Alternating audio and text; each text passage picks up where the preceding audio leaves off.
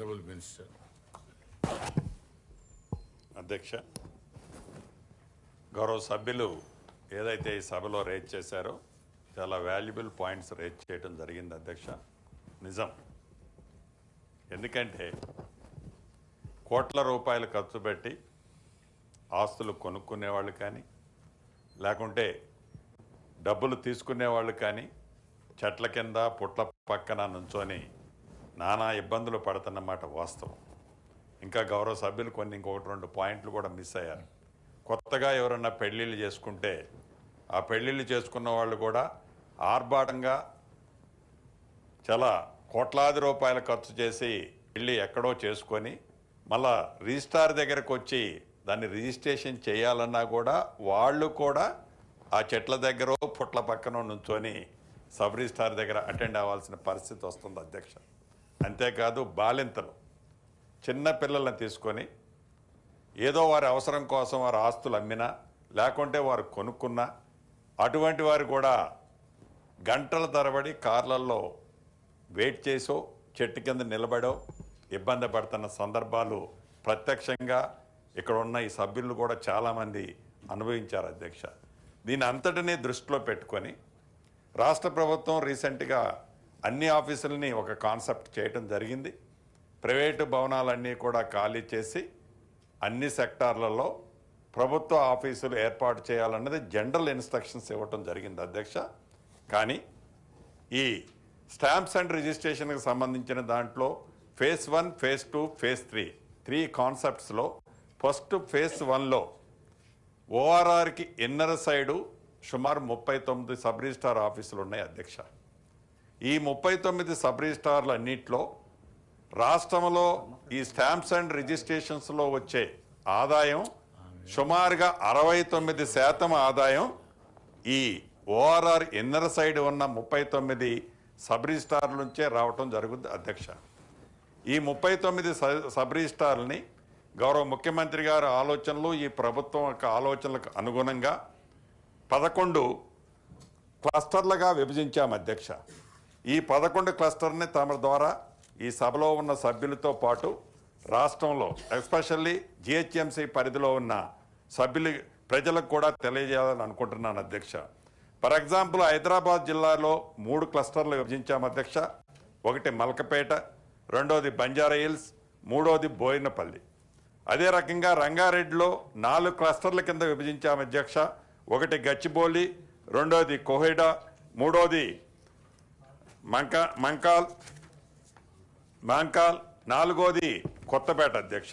అదే రకంగా మేడ్చల్ మల్కాజిగిరి జిల్లాలో 3 క్లస్టర్ల కింద విభజించడం జరిగింది అధ్యక్ష. ఒకటి కండ్లకోయ, రెండోది మల్లాపూర్, మూడోది కూకట్పల్లి. 4వ క్లస్టరు 4వ జిల్లా సంగారెడ్డి జిల్లాలో పటాన్ చెరు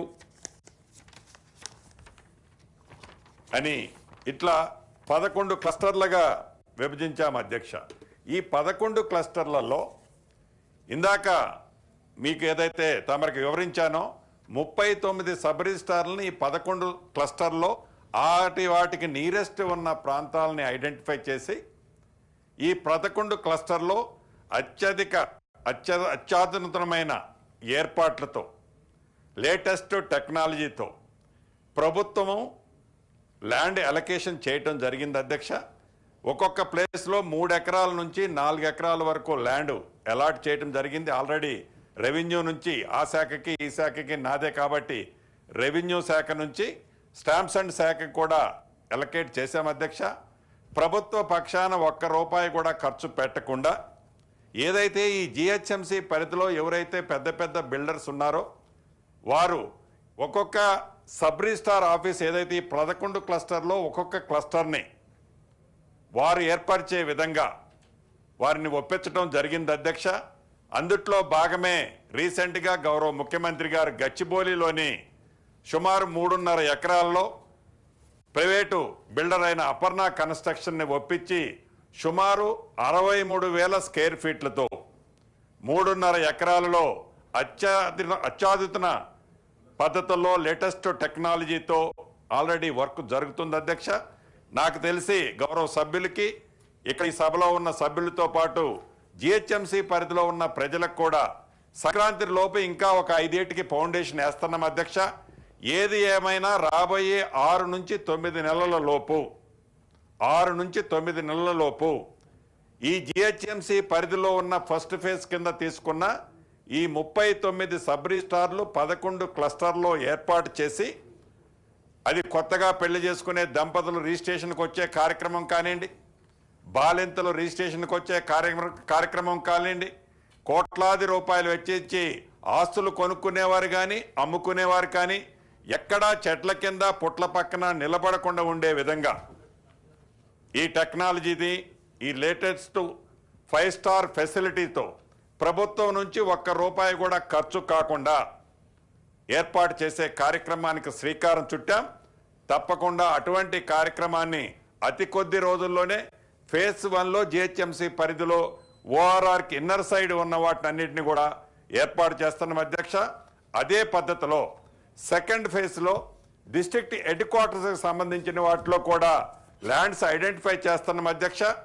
ల్యాండ్స్ ఐడెంటిఫై చేసి అక్కడ కూడా వీలైనన్ని, అంటే జిహెచ్ఎంసి పరిధి ఓఆర్ఆర్ ఇన్నర్ అంటే ఇక్కడ బిల్డర్స్ ఎక్కువ ఉంటారు కాబట్టి వారికి అటాచ్ చేయడం జరుగుతుంది.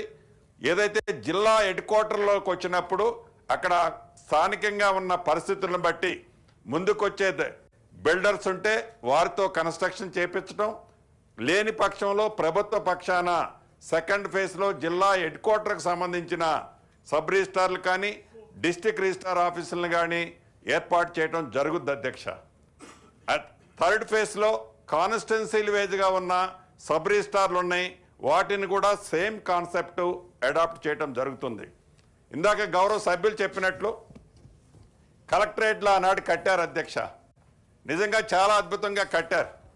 కానీ ఆ కట్టిన కలెక్టరేట్ని నేను వాటిని విమర్శించటం లేదు, కానీ చాలా పెద్ద సైజులో కట్టడం వలన అవసరానికి మించి స్క్వేర్ ఫీట్లు ఉండటం వలన వాడిని మెయింటైన్ చేయలేక ఒక్కొక్క ఫ్లోర్ని తలుపులు పెట్టి ఉండటం వలన నేను చాలా కలెక్టరేట్లు స్వయంగా పర్యవేక్షించినప్పుడు చూసినప్పుడు నా దృష్టికి వచ్చింది అధ్యక్ష. అలా కాకుండా ఏవైతే ఈనాడు అవసరానికి తగ్గట్లా ఏరియాలు కడుతున్నామో ఈ కట్టిన ఏరియాలని మెయింటెనెన్స్ కూడా మొదటి 5 సంవత్సరాలు ఏ బిల్డర్ అయితే కన్స్ట్రక్షన్ చేస్తున్నారో మెయింటెనెన్స్ను కూడా వారికే ఇవ్వటం జరుగుతుంది అధ్యక్ష. ప్రభుత్వం నుంచి ₹1 కూడా వారికి ఇవ్వకుండా అలా ఏర్పాటు చేశాం. భవిష్యత్తులో దేశంలోనే ఇటువంటి సబ్ రిజిస్టార్ లేని వ్యవస్థని, అద్భుతమైన వ్యవస్థని ఇక్కడ ఏర్పాటు చేస్తున్నాం. రెండవది, ఇందాక వారు ఇంకొక సూచన చేయటం జరిగింది అధ్యక్ష. యథార్థం ఒప్పుకుంటాను.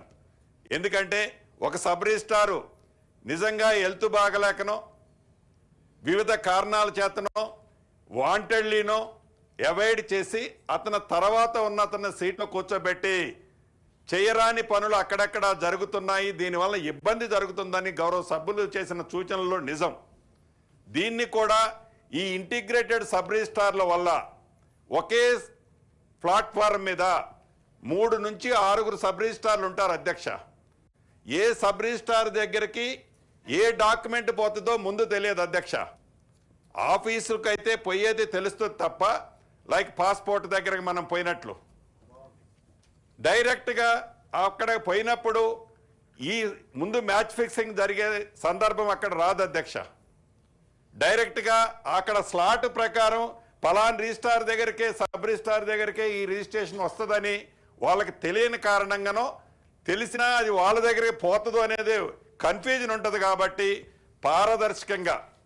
పారదర్శకంగా తప్పకుండా అటువంటి వ్యవస్థను కూడా డెవలప్ చేయడం జరిగింది అధ్యక్ష.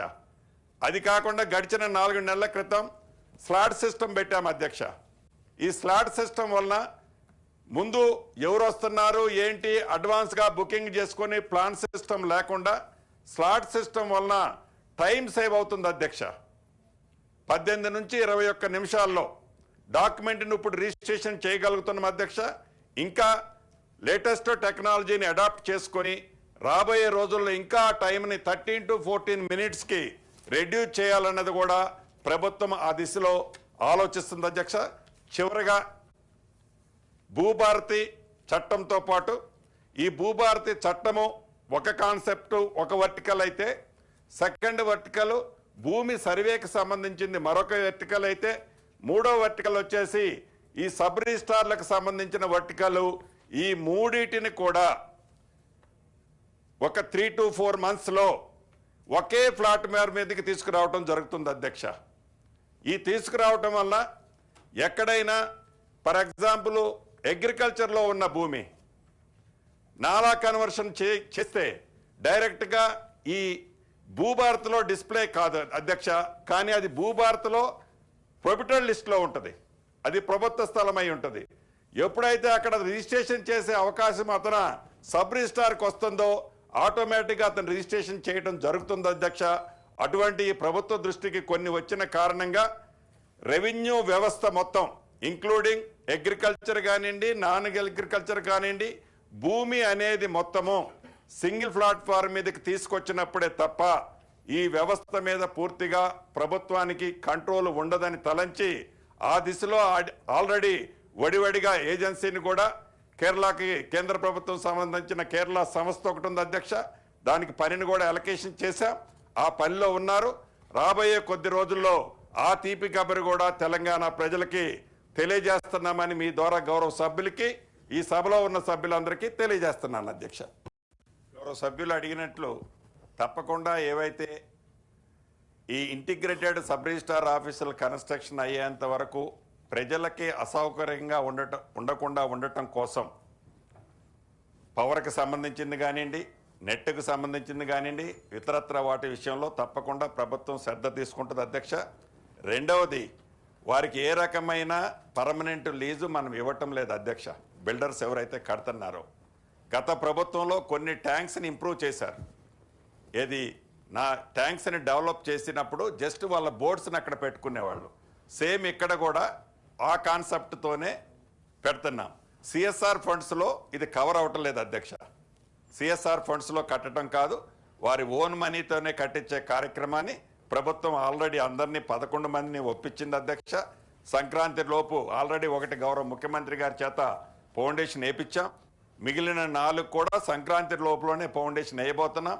జనవరి ఎండులోపు మిగిలిన 6 కూడా ఫౌండేషన్ వేసి వడివడిగా పూర్తి చేస్తాం అధ్యక్ష. Question number 4479. Member is absent. Honorable Minister Surekha గారు కూడా నా పర్మిషన్తో బయటకు వెళ్ళారు గవర్నర్ గారి దగ్గరికి. మీరేమైనా చెప్తారా దీని మీద? ఎస్ అధ్యక్ష. అధ్యక్ష, ఈ ప్రజాప్రభుత్వం తెలంగాణ రాష్ట్రంలో ఏర్పడ్డ కొత్తలో ఈ సమ్మక్క సారలమ్మకు సంబంధించిన జాతర రావటం జరిగింది అధ్యక్ష. ఇది ప్రతి 2 సంవత్సరాలకు ఒకసారి వస్తుంది అధ్యక్ష. దీంట్లో ఈ రాష్ట్రంలో ఉన్న ఆదివాసులే కాకుండా ఈ మేడారము, ములుగు పరిసర ప్రాంతాలు పక్క రాష్ట్రాల్లో ఉన్న ఆదివాసులే కాకుండా దేశంలో ఉన్న అనేక మంది, కోట్లాది మంది ఈ సమ్మక్క సారలమ్మకి భక్తులు ఉన్నారు అధ్యక్ష. ఈ జాతర ప్రతి సంవత్సరము ఎప్పుడైతే 4 రోజులు జరుగుద్దో, ఈ 4 రోజులు జరిగేటప్పుడు కోట్లాది మంది భక్తులు వచ్చి వారి మనసులో కోరికలు కోరుకొని వారి మొక్కులను కూడా అక్కడ చెల్లించి వెళ్ళటం జరుగుతుంటుంది అధ్యక్ష. అయితే ఈ ప్రభుత్వం వచ్చిన తర్వాత వచ్చిన కొత్తలో జాతర జరిగిన సందర్భాన్ని చూశాం అధ్యక్ష. చూసిన తర్వాత గౌరవ ముఖ్యమంత్రి గారు, ఈ ప్రభుత్వంలో ఉండే కేబినెట్ సహచర మంత్రులు అందరూ, ముఖ్యంగా ఈ మేడారం జాతర ములుగు నియోజకవర్గంలో సోదరిమణి సహచర మంత్రివర్యురాలు సీతక్క గారి కాన్స్టిట్యున్సీలో ఉంటుంది అధ్యక్ష. అదే రకంగా ఆ శాఖకి మంత్రిగా కొండ సురేఖక్క ఉంటారు అక్క అధ్యక్ష. అయితే దీన్ని డెవలప్ చేయాలని, ఈ డెవలప్ కూడా ఏదో సిమెంట్తో 4 వాల్స్ కట్టి అయిపోయింది అనిపించుకోవద్దని కనీసం ఒక 200 సంవత్సరాలైనా చిరస్థాయిగా ఆదివాసులే కాకుండా ఈ కోట్లాది మంది దేశంలో ఉండే భక్తులు మెచ్చుకునే విధంగా ఏదైతే గతంలో కేంద్ర ప్రభుత్వం మేము అద్భుతంగా కుంభమేళా చేశారని చెప్పారు అధ్యక్ష, దానిని మరిపించే విధంగా ఇక్కడ ఈ మేడారంలో ఈ సమ్మక్క సారలమ్మకు సంబంధించిన కార్యక్రమాన్ని ఏర్పాటు చేయాలని గౌరవ ముఖ్యమంత్రి రేవంత్ రెడ్డి గారి ఆలోచనలకి ఈ ప్రభుత్వం ఆలోచనలకి అనుగుణంగా రాతి కట్టడాలతో దీన్ని అద్భుతంగా తీర్చిదిద్దే దాని కార్యక్రమాన్ని సుమారు ఒక 85 రోజుల క్రితం దీన్ని చేపట్టడం జరిగింది అధ్యక్ష. దీంట్లో నేనెందుకు ఇన్వాల్వ్ అవుతున్నానంటే ఉమ్మడి వరంగల్ జిల్లాకి నేను ఇన్ఛార్జి మంత్రిని అధ్యక్ష. దాన్ని దృష్టిలో పెట్టుకొని గౌరవ ముఖ్యమంత్రి గారు సహచర మంత్రులు కూడా ఆ జిల్లాకి మీరు ఇన్ఛార్జి మంత్రిగా ఉన్నారు కాబట్టి దీన్ని ప్రత్యేక శ్రద్ధతో ఇన్ టైంలో అంటే 28, 29, 30, 31 ఈ నెల జాతర ఉంది అధ్యక్ష. టైం అనేది మనకు అది ఫిక్స్ అయి ఉంది. ఈ ప్రభుత్వం ఒక మంచి సంకల్పంతో చరిత్రలో నిలిచిపోయే విధంగా 200 సంవత్సరాలు కూడా చెక్కు చెదరకుండా ఉండే విధంగా ఈ మేడారాన్ని అద్భుతంగా తీర్చిదిద్దాలని ఆలోచనలతో డబ్బు ఎంత ఖర్చైనా ఒక మంచి కార్యక్రమం చేసేటప్పుడు ఆ ఆదివాసుల్లో దేవతలైన వారి సంకల్పంతో వారి దీవెనలతో ఈ కార్యక్రమం మంచిగా జరుగుద్దనే ఆలోచనతో కార్యక్రమం మొదలుపెట్టాం అధ్యక్ష. సుమారు నాకు తెలిసి ఆ ప్రాకారంతో పాటు గద్దెలతో పాటు అక్కడుండే గేట్లతో పాటు అక్కడ సుందరీకరణతో పాటు సుమారుగా 200 కోట్ల పైచీలకు ఖర్చు పెడుతూ ఈ మేడారం పరిసర ప్రాంతాల్లో ఒక 10 కిలోమీటర్ల రేడియస్లో రోడ్లు మ్యాక్సిమం 4 లైన్కి డెవలప్ చేస్తూ గతంలో ప్రైవేటు భూములు ఎక్కువగా ఉండే అధ్యక్ష. సుమారు ఇప్పటికే మేము 29 ఎకరాలు అఫీషియల్గా ప్రభుత్వం ప్రైవేటు భూములను ఎక్వైర్ చేయడం జరిగింది. ఇది కాకుండా గౌరవ ముఖ్యమంత్రి గారు సూచనలకి ఆలోచనలకి అనుగుణంగా ఇంకా ఒక 62, 63 ఎకరాలను కూడా ఎక్విజిషన్ చేసి భవిష్యత్తు తరాలకి రాబోయే 200 సంవత్సరాల్లో కావలసిన అవసరాలను కూడా దృష్టిలో పెట్టుకొని వీటన్నిటికీ తగ్గ భూసేకరణతో పాటు రాతి కట్టడాలతో ఇప్పటికే వడివడిగా సుమారు 95% వర్కులు పూర్తయ్యాయి అధ్యక్ష. ప్రతి వారము నేను, సీతక్క గారు, కొండా సురేఖ గారు మంత్రి గారు ప్రతి వారము పరిశీలించి స్థానికంగా వచ్చే టైం టు టైం తీసుకునే నిర్ణయాలు తీసుకుంటూ అక్కడుండే కలెక్టర్లు కానీ ఎండోమెంట్ సెక్రటరీస్ ముఖ్య అధికారులతో కూడా నిత్యము పాల్గొంటూ ఈ కార్యక్రమాన్ని అద్భుతంగా చేయాలనే తపనతో కార్యక్రమం చేపట్టడం జరుగుతుంది అధ్యక్ష. ఇప్పటి వరకు అనుకున్నట్లు రైట్ టైంలో పూర్తి చేసే దిశలో ముందుకు నడుస్తున్నాం. నాకు తెలిసి 19వ తారీఖు లోపు గౌరవ ముఖ్యమంత్రి గారు దీన్ని ఆధునీకరించిన ఈ మేడారానికి సంబంధించిన అంశాన్ని లాంఛనంగా ప్రారంభించడం జరుగుద్ది. ఒకవేళ 19వ తారీఖు నాడు ముఖ్యమంత్రి గారు చేతుల మీదుగా జరిగేటట్టుంటే 18వ తారీఖు మధ్యాహ్నం నుంచే గౌరవ ముఖ్యమంత్రి గారు సహచర మంత్రులు, శాసనసభ్యులు, ప్రజాప్రతినిధులు అంతా కూడా అక్కడ హాజరయ్యే కార్యక్రమానికి శాసన మండలిలో చెప్తున్నారు. శాసన మండలికి సంబంధించిన వాళ్ళు కూడా ఇక్కడ చెప్తున్నానంటే ఇక్కడ ఉన్న సభ్యులందరికీ చెప్పినట్లు అధ్యక్ష. తప్పకుండా సీతక్క గారు వారి సొంత కాన్స్టిట్యున్సీ కాబట్టి సురేఖక్క గారు ఇద్దరు కలిసి తప్పకుండా వారు వచ్చి ప్రతి శాసనసభ్యుడిని ఆహ్వానించడం జరుగుద్ది. అందుట్లో తమర దగ్గర కూడా రావటం జరుగుద్దని కూడా తెలియచేసుకుంటూ ఇంత మంచి కార్యక్రమాన్ని అద్భుతంగా చేసే కార్యక్రమాన్ని ఆ అమ్మవార్ల దయతో శుభం జరగాలని ఈ రాష్ట్ర ప్రజలకి ముఖ్యంగా ఆదివాసులకే కాకుండా నమ్ముకున్న ప్రతి ఒక్కరికి మంచి జరుగుద్దని ఈ ప్రభుత్వం విశ్వసిస్తుంది అధ్యక్ష. తమరి ద్వారా గౌరవ సభ్యులందరికీ తెలియజేస్తున్నాను. గౌరవ సభ్యులు పెద్దలు మహేష్ కుమార్ గౌడ్ గారు చెప్పినట్లు, సత్యన్న అడిగినట్లు తప్పకుండా వాటిని అన్నింటినీ ఆల్రెడీ కోమటిరెడ్డి వెంకటరెడ్డి గారు సహచార మంత్రులు చెప్పారు అధ్యక్ష. వాటన్నింటినీ దృష్టిలో పెట్టుకొని గతంలో ఇంటర్నల్గా ఉండే రోడ్లన్నీ కూడా చాలా నేరోగా ఉండే అధ్యక్ష. ఈ నేషనల్ హైవే నుంచి ఈ మేడారానికి కనెక్టివిటీ రోడ్లు 360 డిగ్రీస్లో సుమారుగా ఒక 4 రోడ్లని 4 లైన్స్ కింద డెవలప్ చేయడం జరిగింది అధ్యక్ష. ఇంటర్నల్కి కూడా హౌజెస్ని కూడా కొన్ని కాంపన్సేషన్ ఇచ్చి వాటిని కూడా షిఫ్ట్ చేసి అక్కడ కూడా 4 లైన్ ఏర్పాటు చేయడం జరిగింది అధ్యక్ష. ఒక్క సమ్మక్క సారలమ్మే కాదు అధ్యక్ష, ఈ ప్రభుత్వం గౌరవ ముఖ్యమంత్రి గారు రేవంత్ రెడ్డి గారి ఆలోచనలకు అనుగుణంగా సహచార మంత్రివర్యురాలు దేవాదాయ శాఖ మంత్రివర్యురాలు వారు అర్జెంటుగా ఉండి వేరే దగ్గరికి వెళ్ళినట్టున్నారు అధ్యక్ష.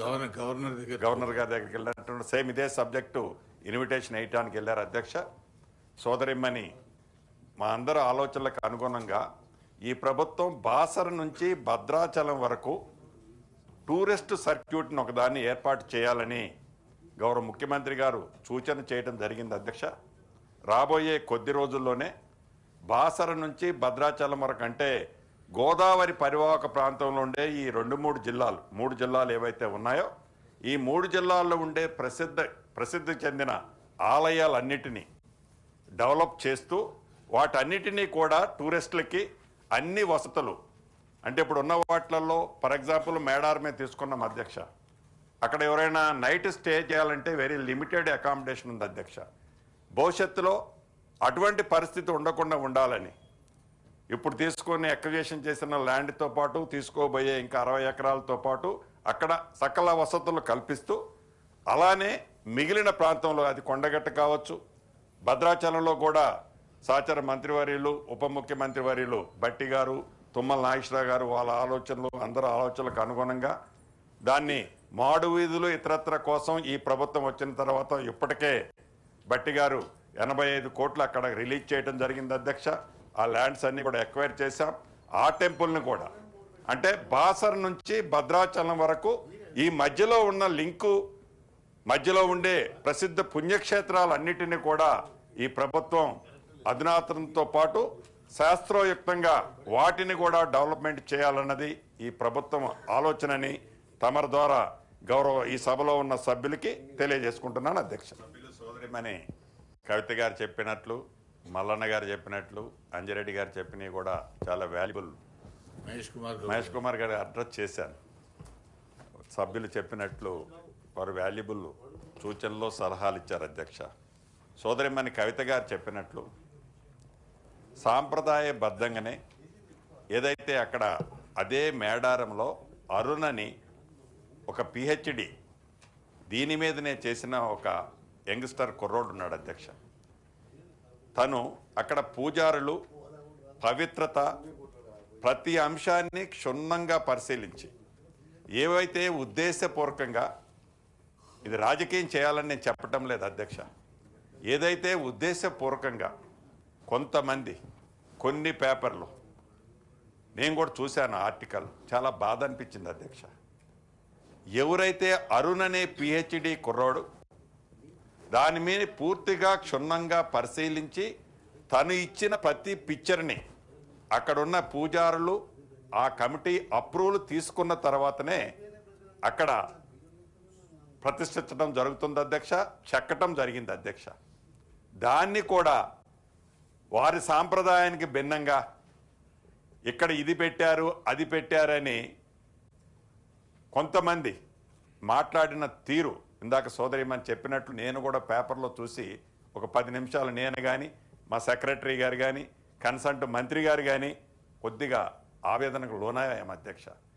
అటువంటిది అక్కడ ఏమీ జరగలేదు అధ్యక్ష.